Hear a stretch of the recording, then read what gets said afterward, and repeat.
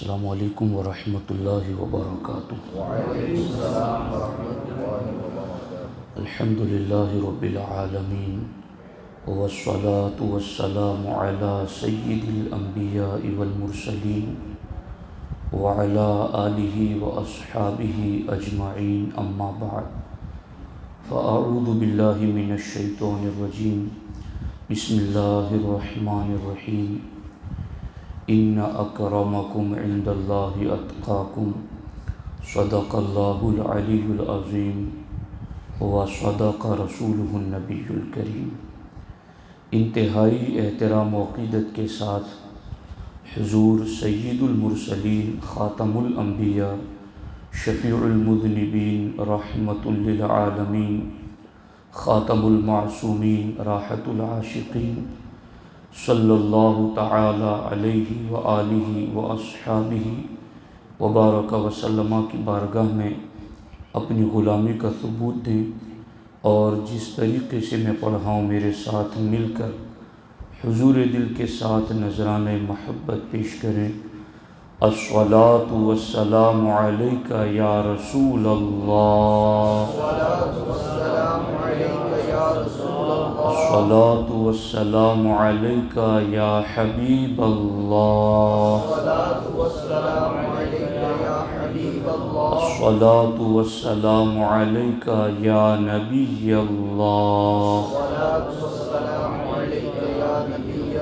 وعلی آلک واصحابک یا نور اللہ، صلی اللہ تعالی علیہ وسلم۔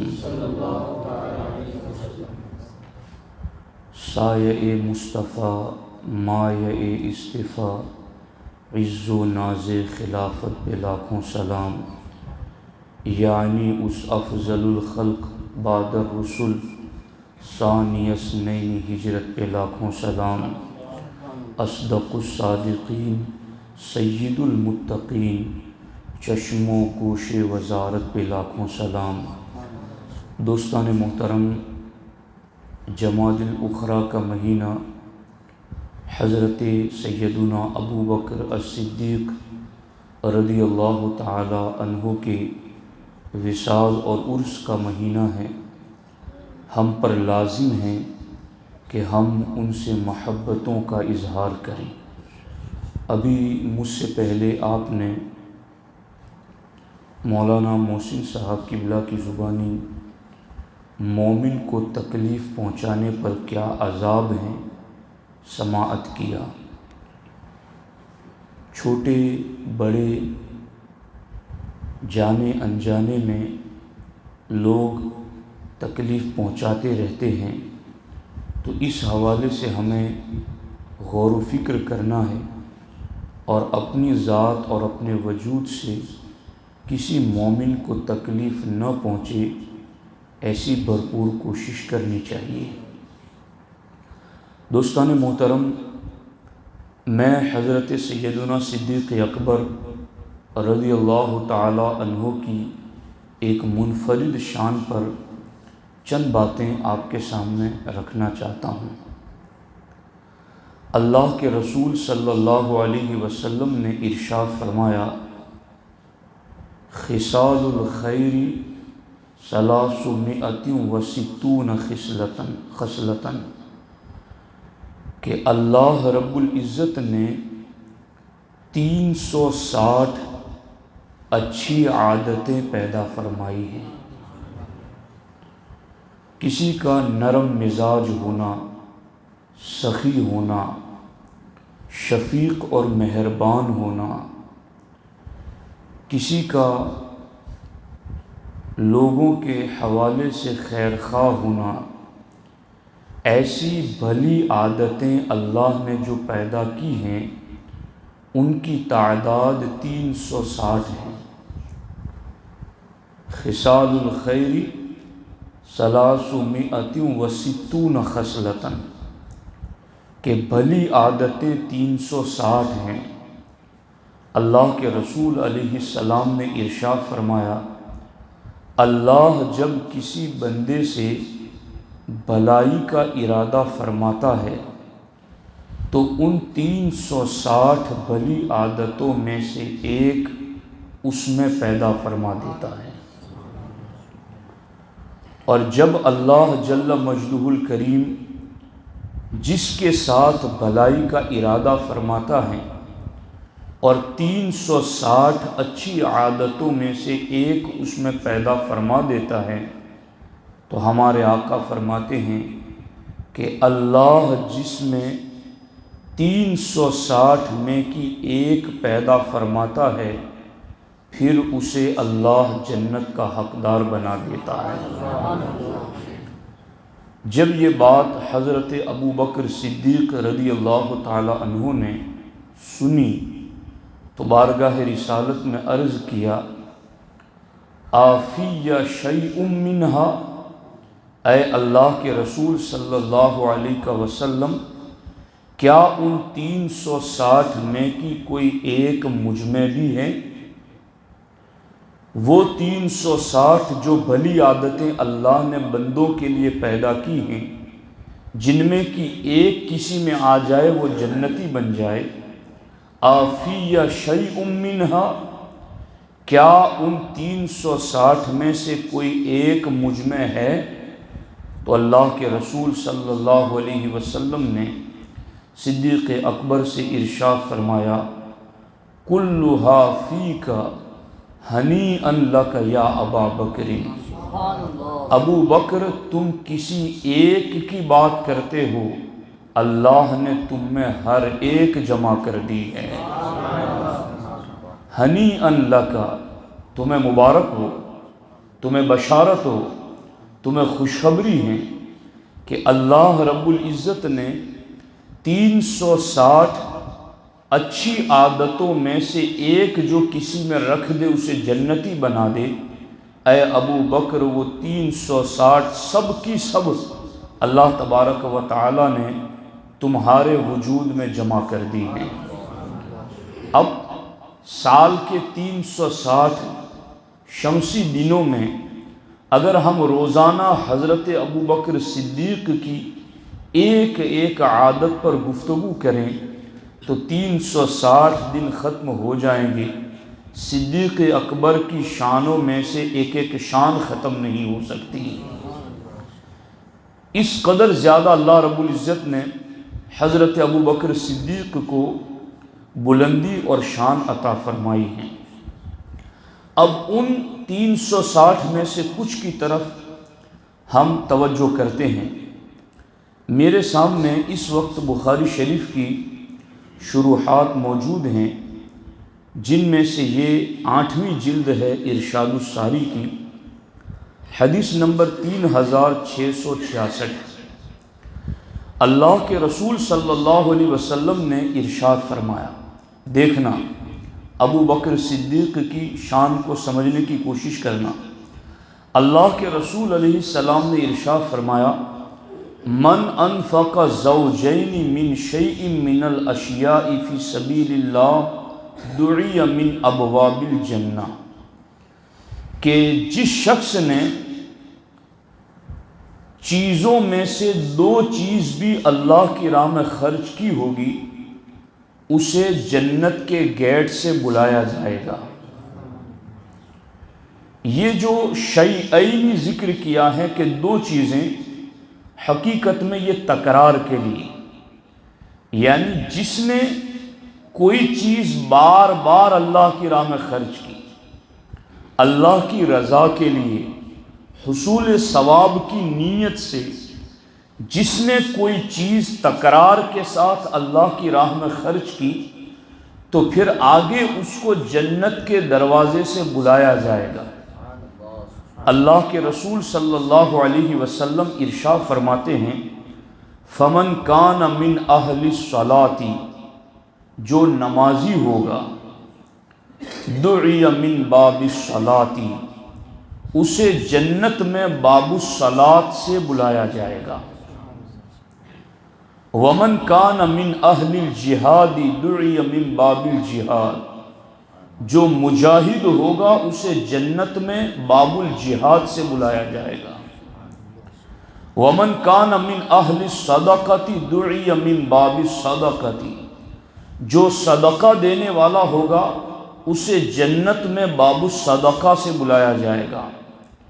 ومن کان من اہل الصیام دعی من باب الصیام و باب الریان، اور جو روزہ دار ہوگا اسے باب الصیام اور باب الریان سے بلایا جائے گا۔ اس حدیث پاک میں صرف جنت کے 4 دروازوں کا ذکر ہوا ہے، حالانکہ جنت کے 4 دروازے نہیں بلکہ ان فی الجنت 8 ابواب، کہ جنت کے 8 دروازے ہیں، مگر اس حدیث پاک میں صرف 4 کا ذکر ہوا ہے، باقی دوسری حدیثوں میں باقی 4 کا ذکر ہوا ہے۔ اور وہ باقی 4 دروازے بھی کون سے ہیں کہ جن دروازوں سے لوگوں کو بلایا جائے گا، اس حوالے سے بھی مفسرین کرام نے اور محدثین نے کتابوں میں باضابطہ اس کی تفسیر لکھی ہے کہ باقی وہ دروازے کون سے ہیں جن دروازوں سے جنت میں بلایا جائے گا۔ تو دیکھیے، ایک دروازہ تو باب الحج ہے، یعنی یہ جو 4 ذکر کیے گئے ان میں سے ایک باب الصلاۃ، باب الجہاد، باب الصدقہ اور باب الصیام، یہ 4 جنت کے گیٹ کا ذکر تو اس حدیث میں ہوا ہے، مگر جنت کے 8 گیٹ ہیں، تو باقی 4 دروازے کون سے ہیں؟ تو 5ویں دروازے کا نام ہے باب الحج، 6 دروازے کا نام ہے باب الکاظمین الغیظ والعافین عن الناس، ان لوگوں کا دروازہ جو غصہ پینے والے اور درگزر کرنے والے۔ اور 7واں دروازہ وہ ہیں جس کو باب الایمن کہتے ہیں اور اس کو باب المتوکلین بھی کہتے ہیں، کہ اس دروازے سے وہ لوگ جنت میں جائیں گے جو اللہ کی ذات پر کامل بھروسہ رکھتے ہیں۔ اور 8واں دروازہ وہ ہیں جس کو باب الذکر کہتے ہیں، ذکر کرنے والوں کا دروازہ۔ اور یہاں یہ بھی لکھا گیا کہ ممکن ہے کہ ایک دروازہ اور بھی ہو جس کو باب العلم کہتے ہیں۔ تو یہ جنت کے کل 8 دروازے ہیں جن دروازوں سے لوگوں کو بلایا جائے گا۔ اب سوال یہ پیدا ہوتا ہے کہ یہ تو 8 دروازے بتا دیے گئے کہ باب الصلاۃ نمازیوں کا دروازہ، باب الصدقہ صدقہ دینے والوں کا دروازہ، باب الریان روزہ داروں کا دروازہ، باب الجہاد مجاہدین کا دروازہ، باب الکاظمین الغیظ غصہ پینے والوں کا دروازہ، باب الذکر ذکر کرنے والوں کا دروازہ، باب المتوکلین توکل اور بھروسہ کرنے والوں کا دروازہ، باب العلم علم والوں کا دروازہ۔ لیکن ہم یہ دیکھتے ہیں کہ ایک بندہ ایسا ہے جو 8 گیٹ سے جانے والا کام کرتا ہے، وہ نماز بھی ادا کرتا ہے، وہ روزہ بھی ادا کرتا ہے، وہ حج بھی کرتا ہے، وہ صدقہ بھی دیتا ہے، وہ علم بھی حاصل کرتا ہے، اللہ کی ذات پر توکل بھی رکھتا ہے، تو وہ تو اس میں تو 8 صفتیں ہیں، تو اب اس کو بلایا جائے کسی ایک دروازے سے، اس کا کیا مطلب بنتا ہے کہ اس کو ایک دروازے سے کیوں بلایا جائے گا؟ تو اس سلسلے میں بھی اس پر ارشاد الساری میں یہ بات لکھی گئی، والحاصل ان کل من اکثر نوعا من العبادت خص بباب یناسبہ، کہ بندہ عبادتیں تو ساری کرتا ہے تو پھر اس کو کسی ایک دروازے سے کیوں بلایا جائے گا؟ تو جواب یہ دیا گیا کہ خص بباب یناسبہ، کہ عبادتوں میں جس عبادت میں وہ زیادہ شوق رکھتا ہے، جو عبادت وہ باقی عبادتوں سے زیادہ کرتا ہے، جس عبادت میں اس کو رغبت اور محبت زیادہ ہے، تو پھر اگرچہ وہ باقی 8 دروازوں والی عبادت کرتا ہے، مگر شوق اور لگن اور محبت اور زیادہ جو عبادت کرے گا، اللہ جنت میں اسی دروازے سے اس کو جنت میں بلائے گا۔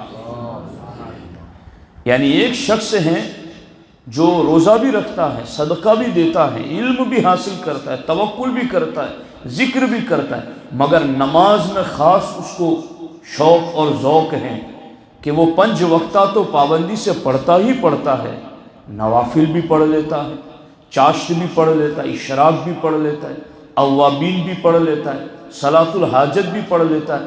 تو چونکہ اس میں نماز والی عبادت میں اس نے فرائض کے بعد اور بھی زیادہ عمل کیا، تو اگرچہ وہ باقی عبادتیں بھی کرتا ہے، مگر اس کو جنت میں باب الصلاۃ سے بلایا جائے گا۔ اسی طریقے سے کوئی بندہ نماز پڑھتا ہے، باقی عبادتیں بھی کرتا ہے، مگر اس کو صدقہ اور خیرات میں بہت زیادہ شوق ہے، اور وہ صدقہ اور خیرات بہت زیادہ کرتا ہے، تو اگرچہ باقی عبادتیں بھی وہ کرتا ہے، مگر قیامت کے دن اس کو باب الصدقہ سے بلایا جائے گا۔ تو اب آپ دیکھیں کہ یہ 8 جنت کے دروازے ہیں، جو جس نیکی میں زیادہ شوق رکھتا ہوگا اس کو اس دروازے سے جنت میں بلایا جائے گا۔ اس حدیث کو ذکر جب ہمارے نبی علیہ السلام فرما رہے تھے، تو وہاں پر حضرت سیدنا صدیق اکبر رضی اللہ تعالیٰ عنہ موجود تھے۔ صدیق اکبر رضی اللہ تعالیٰ عنہ نے کہا، ما علی ھذا الذی یدعى من تلک الابواب من ضرورت، اے اللہ کے رسول صلی اللہ علیہ وسلم، یہ تو کوئی ضروری نہیں ہے کہ کسی بندے کو تمام دروازوں سے بلایا جائے، کیونکہ مقصد ہے جنت میں داخل ہونا۔ یہ علماء توجہ سے سنیں اس بات کو، کیونکہ مقصد ہے جنت میں داخل ہونا، تو وہ کسی بھی دروازے سے ہو جائے تو مقصد تو حاصل ہو گیا۔ تو اب حضور یہ تو ضروری نہیں ہے کہ کسی شخص کو تمام جنت کے دروازوں سے بلایا جائے، لیکن کیا حل یدعا منہا کلہا احد یا رسول اللہ صلی اللہ علیہ وسلم، لیکن کیا حضور آپ کی امت میں کوئی ایسا ہوگا جسے جنت کے ہر دروازے سے بلایا جائے؟ باب الصلاۃ بھی کہے مرحبا، باب الصدقہ بھی کہے مرحبا، باب الصیام بھی کہے مرحبا، باب الریان بھی کہے مرحبا، باب الذکر بھی کہے مرحبا، باب المتوکلین بھی کہے مرحبا، باب الکاظمین الغیظ بھی کہے مرحبا، باب العلم بھی کہے مرحبا۔ حضور کیا آپ کی امت میں کوئی ایسا ہے جسے ہر گیٹ سے پکارا جائے، ویلکم اور استقبال کیا جائے، اور اس کے لیے مرحبا کی صدائیں آئے؟ تو ہمارے آقا علیہ السلام نے فرمایا، نعم ارجو ان تکون منہم یا ابا بکر، اے ابو بکر صدیق، میں یقین کے ساتھ کہتا ہوں وہ تم ہی ہو جنہیں جنت کے ہر گیٹ سے بلایا جائے گا۔ باب الصلاۃ، باب الزکوٰۃ، باب الریان، ہر دروازہ کہے گا صدیق ادھر سے آ جاؤ، صدیق ادھر سے آ جاؤ، صدیق ادھر سے آ جاؤ۔ اب میں نے جو آگے تشریح آپ کے سامنے رکھی، شاید آپ نے اتنی توجہ سے نہ سنی ہو، لیکن اب اس کا معال اور اس کا جو نور ہے وہ سمجھنے کی کوشش کرو۔ ہم نے یہ سمجھا کہ جو 8 دروازوں سے جانے والا کام کرتا ہے، مگر کسی ایک میں وہ زیادہ ہے، تو پھر اس کو باقیوں سے نہیں، اس ایک سے بلایا جائے گا۔ مگر صدیق کی کس شان کو زیادہ اور کس کو کم کہا جائے، انہیں تو جنت کے ہر گیٹ ہی سے بلایا جائے گا۔ یعنی یہ نماز میں بھی زیادہ ہے، یہ روزے میں بھی زیادہ ہے، یہ حج میں بھی زیادہ ہے، یہ صدقے میں بھی زیادہ ہے، یہ علم میں بھی زیادہ ہے، یہ توکل میں بھی زیادہ ہیں، یہ غصہ پی جانے اور معاف کرنے میں بھی زیادہ ہیں۔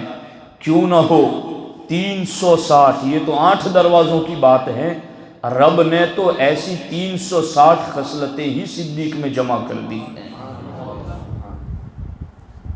بات سمجھ میں آ رہی کہ صدیق اکبر رضی اللہ تعالیٰ عنہ کی شان کیا ہے؟ اب یہاں پر ایک مسئلہ سامنے کھڑا ہو جاتا ہے، اور وہ مسئلہ یہ ہے کہ مسلم شریف کی حدیث ہے، اور اس کو ارشاد الساری میں بھی اس اعتراض کو لکھا گیا، اور اس اعتراض کو فتح الباری شریف میں بھی لکھا گیا، اور عمدۃ القاری میں بھی اس اعتراض کو لکھا گیا، اور اس کا پھر جواب بھی دیا گیا۔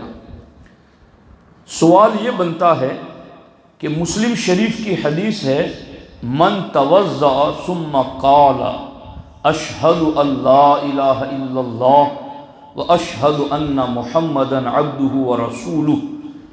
ہمارے آقا علیہ السلام نے فرمایا کہ جس نے وضو کرنے کے بعد کلمہ شہادت پڑھ لیا فتحت لہ ابواب الجنہ، اس کے لیے جنت کے سارے دروازے کھل جاتے ہیں۔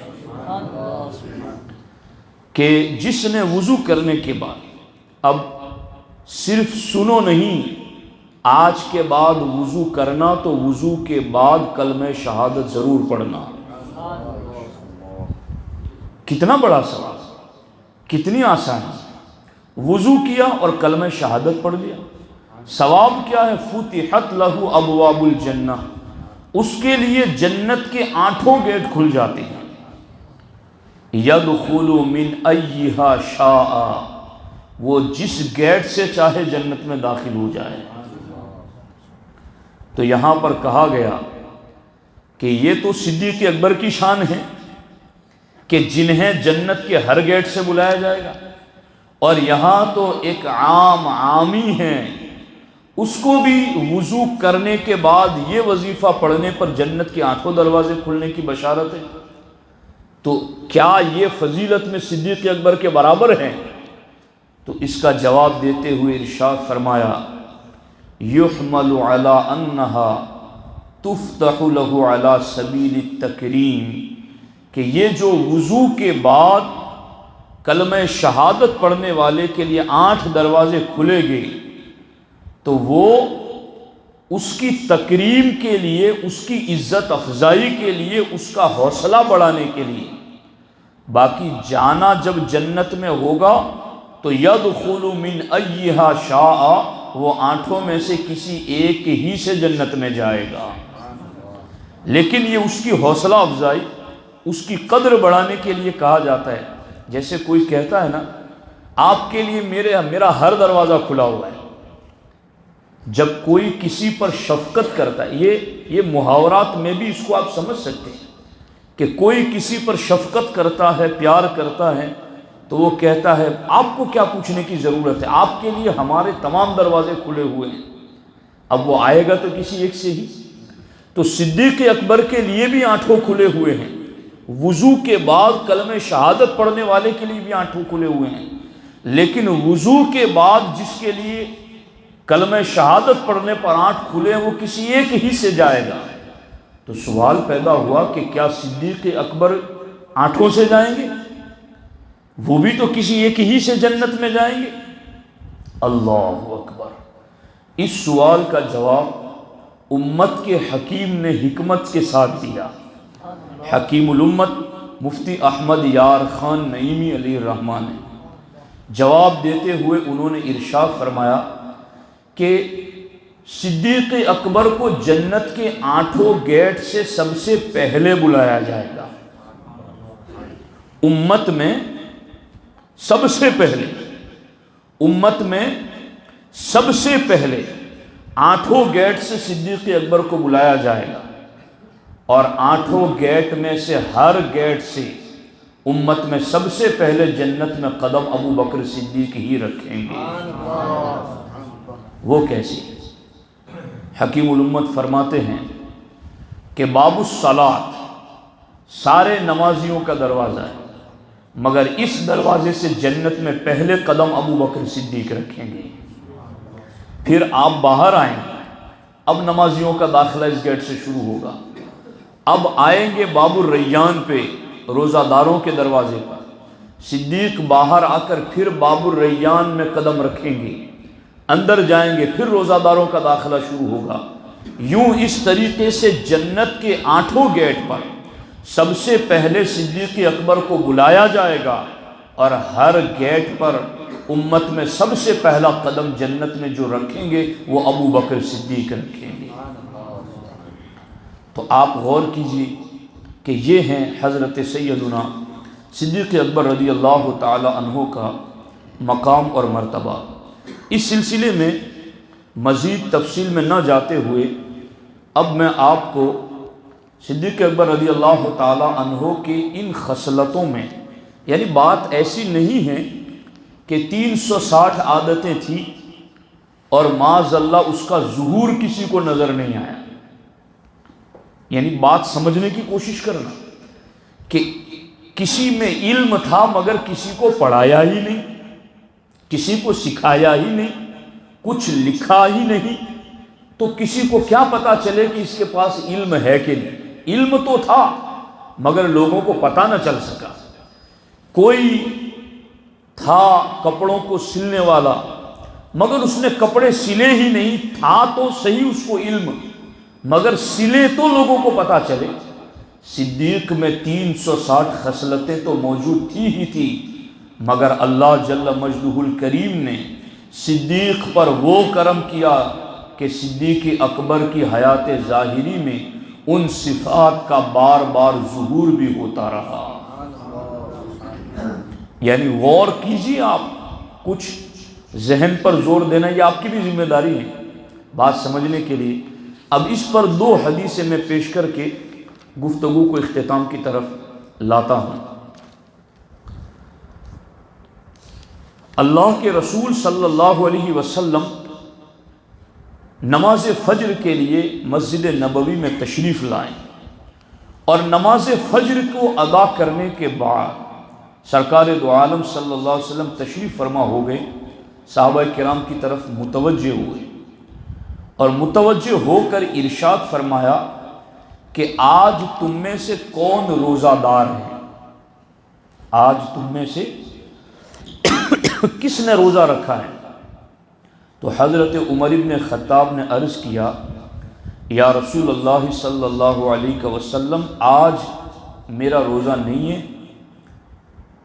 تو حضرت ابو بکر صدیق نے کہا، اے اللہ کے رسول صلی اللہ علیہ وسلم، میں نے رات روزے کی نیت کی تھی اور آج میں روزہ دار ہوں۔ اللہ کے رسول صلی اللہ علیہ وسلم نے پھر ارشاد فرمایا، آج تم میں سے کس نے مریض کی عیادت کی ہے؟ مریض کی عیادت، اس کی مزاج پرسی کے لیے جانا، اس کا حال چال پوچھنے کے لیے جانا۔ تو آج تم میں سے کس نے مریض کی عیادت کی ہے؟ حضرت عمر نے کہا، اے اللہ کے رسول صلی اللہ علیہ وسلم، ابھی تو ہم نے آپ کی اقتداء میں فجر کی نماز پڑھی ہے، ابھی تو ہم کہیں گئے ہی نہیں، تو کسی کی عیادت کس طرح کرتے؟ حضرت صدیق اکبر نے فرمایا، یا رسول اللہ صلی اللہ علیہ وسلم، مجھے معلوم ہوا تھا کہ بھائی عبد الرحمن ابن عوف بیمار ہیں، تو میں مسجد آتے ہوئے ان کی مزاج پرسی کر کے آ رہا ہوں، فجر کی نماز سے پہلے ان کی عیادت کر کے آ رہا ہوں۔ اللہ کے رسول علیہ السلام نے پھر ارشاد فرمایا کہ تم میں سے کس نے آج صدقہ دیا ہے؟ کسی نے صدقہ دیا ہے؟ اب یہ فجر کی نماز کے فوراً بعد بات ہو رہی ہے، تم میں سے کس نے آج صدقہ دیا ہے؟ حضرت عمر نے جواب دیتے ہوئے کہا، یا رسول اللہ صلی اللہ علیہ وسلم، ابھی تو ہم نے آپ کی اقتداء میں نماز پڑھی، ابھی تو کہیں گئے نہیں، تو صدقہ کس طرح اور کسے دیتے؟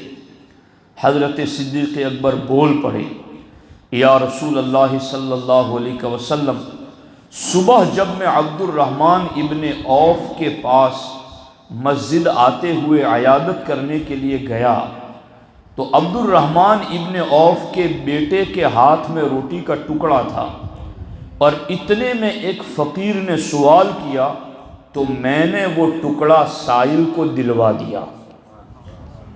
تو حضور میں صدقہ کر کے آ رہا ہوں۔ اللہ کے رسول صلی اللہ علیہ وسلم نے یہ باتیں سنی۔ ایک دوسری حدیث میں چوتھی بات بھی ہے، اللہ کے رسول علیہ الصلوۃ والسلام نے یوں ہی ارشاد فرمایا تھا کہ تم میں سے کس نے جنازے میں شرکت کی ہے؟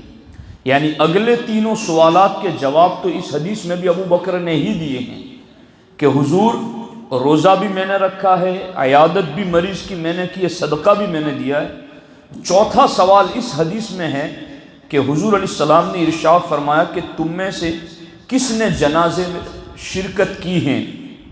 تو صدیق اکبر نے عرض کیا حضور میں جنازے میں حاضری دے کر کے آ رہا ہوں۔ تو اللہ کے رسول علیہ السلام نے ارشاد فرمایا جس شخص میں اتنی چیزیں جمع ہو گئیں وہ ضرور جنت میں داخل ہوگا۔ تو آپ دیکھ رہے ہیں کہ یہ ہیں حضرت سیدنا ابو بکر صدیق رضی اللہ تعالی عنہ کی شان کہ بھلی 360 عادتیں ان میں جمع ہیں، جنت کے 8 دروازوں سے انہیں بلایا جائے گا، اور جنت کے 8 دروازوں میں پہلا قدم پوری امت میں ابو بکر صدیق رکھیں گے، اور جن صفات کا مجموعہ اللہ نے صدیق اکبر کو بنایا ان صفات کا ظہور اتنا کمال کے طور پر ہوا کہ فجر کی نماز کے بعد بھی اگر حضور نے پوچھا کہ صدقہ دے کر کون آیا ہے، مریض کی عیادت کر کے کون آیا ہے، روزہ رکھ کر کے کون آیا ہے، جنازے میں شرکت کر کے کون آیا ہے، تو ان تمام سوالات کے جواب میں اللہ کی عطا کردہ ان صفات کا ظہور یوں ہوا کہ ہر سوال کے جواب میں صدیق اکبر جواب دیتے ہوئے نظر آئے۔ دوستان محترم، گفتگو کو اس پر میں سمیٹتے ہوئے آپ کے سامنے بس اتنی بات رکھنا چاہتا ہوں، دھیان سے اور توجہ سے سن لیں کہ ہمارے آقا علیہ السلام نے فرمایا کہ 360 عادتوں میں سے ایک آ جائے تو کیا وہ ہم میں نہیں ہونی چاہیے؟ تو اب ڈھونڈا کرو کہ بھلی عادتیں کون سی ہیں۔ ہم کچھ عادتیں تو ایسی اپنا لیں، ملنسار ہونا، مومن کے لیے خیر خواہ ہونا، پڑوسیوں کے لیے بہتر ہونا، اپنی اولاد پر بیوی بچوں پر شفیق اور مہربان ہونا، اپنے والدین کا احترام کرنے والا ہونا، علم دین کی طلب میں شوق اور ذوق رکھنے والا ہونا، گناہوں سے بچنے والا ہونا، آنکھوں کو بے حیائی سے بچانے والا، کانوں کو گانوں سے بچانے والا، زبان کو فحش لغو اور بیکار باتوں سے بچانے والا۔ کیا ہمیں ان عادتوں میں اپنے آپ کو شامل نہیں کرنا چاہیے؟ یقیناً ہمیں اپنے آپ کو اس کی طرف متوجہ کرنا چاہیے، اور وہ کام جس کو ہم معمولی سمجھ لیتے ہیں، جنازے میں شرکت کرنا، مومن مریض کی عیادت کرنا، کتنا بڑا ثواب ہے۔ میں نے تو اس حدیث کو پڑھا تو میں نے سوچا کہ خدا ہمیں مرنے سے پہلے ایسی توفیق دے کہ ہم بھی یہ چاروں کام ایک دن میں کر لیں، کہ جنازے میں بھی شریک ہو جائیں، اور پھر ڈھونڈے کہ کوئی مومن مریض ہو تو اس کی عیادت کرنے چلے جائیں، پھر کچھ صدقہ بھی دے دیں، اور حال یہ ہو کہ اس دن ہم نے روزہ بھی رکھا ہوا ہو۔ تو مطلب اپنی بخشش کے بہانے ڈھونڈا کرو کہ کس طرح سے ہم بخش لیے جائیں، ورنہ میں دیکھتا ہوں کہ جیسے ہی روح جسم سے نکلی لوگ کیسے بیگانے ہو جاتے ہیں، لوگ کیسے، لوگوں کے حالات ہم رات دن یہ دیکھتے ہیں۔ کیا ہمارے ساتھ جو ہم دیکھ رہے ہیں اس کے علاوہ کچھ اور ہوگا؟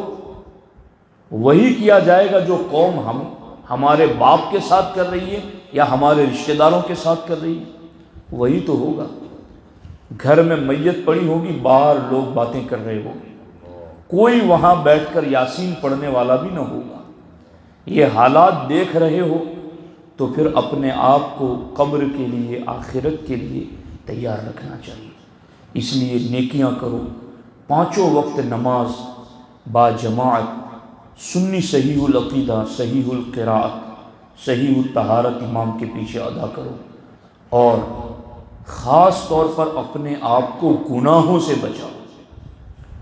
گناہ سے بچ کر کے معمول کی نیکیاں بھی کرو گے تو اللہ بخش دے گا، لیکن نیکیاں کرنے کے ساتھ ساتھ گناہ بھی کرتے رہو گے تو پھر یہ گناہ ہماری نیکیوں کا نور ختم کر دیتے ہیں، جس کی وجہ سے آگے ہمارے لیے خیر کے دروازے نہیں کھلتے۔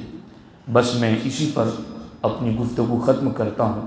اللہ جل مجدہ الکریم کی بارگاہ میں دعا ہے، اللہ تبارک و تعالی مجھے آپ کو سب کو حضرت صدیق اکبر کے فیضان سے مالا مال فرمائیں، اور اللہ تبارک و تعالی ان کی سیرت، زندگی اور فرامین و ارشادات پر عمل کی توفیق عطا فرمائیں۔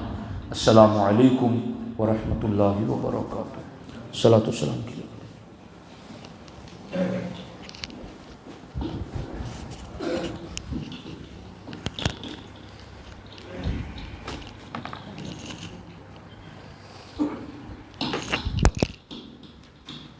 مصطفیٰ جان